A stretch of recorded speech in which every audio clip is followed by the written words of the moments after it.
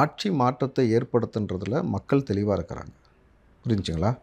ஒட்டுமொத்தமாக இத்தனை கட்சியும் சேர்ந்து எதிர்க்கிறீங்கன்னும் பொழுதே அதில் இருக்கக்கூடிய சூட்சமத்தை நீங்கள் புரிஞ்சுக்கணும்.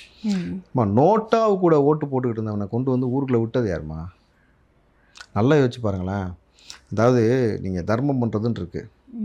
5 ரூபா 10 ரூபா யாருக்காவது கொடுத்துட்டு சரி சரி நம்மளால் முடிஞ்சதை செஞ்சு விடுவோன்னு சொல்லி கொடுப்பாங்கல்ல. நான் அப்படி கூட நான் பண்ணல. அதை கொண்டு போய் நான் சாக்கடையில் போட்டாலும் போட வேண்டிய தவிர உனக்கு கொடுக்க மாட்டேன்னான்றது தான் நோட்டா. உனக்கு நான் போடுறதா விருப்பமே இல்லைன்னு சொல்லிட்டு தான் நோட்டானா நீங்கள் வெறும் பிஜேபியை மட்டும் மென்ஷன் பண்ணக்கூடாது. அவன் திமுகவையும் புறக்கணிச்சான், அந்த கூட்டணியும் அதிமுகவையும் புறக்கணிச்சான், பிஜேபியும் புறக்கணிச்சான்னா ரொம்ப டஃப். நோட்டா கூட போட்டி போட்டு உங்களுக்கு தெரியும் பிஜேபி தான்ட்டு. அப்போது இந்த கட்சியை இங்கே வளர விட்டது யார்? கூப்பிட்டு வந்து நடு வீட்டில் உட்கார வச்சது யார்? இன்றைக்கி இவ்வளோ பேச்சு பேசுகிறாங்க. இன்றைக்கி வந்து தமிழ்நாட்டை அயோத்தியாக மாற்றுவோம் புதுவெளியில் பேசுகிறாங்களா இல்லையா?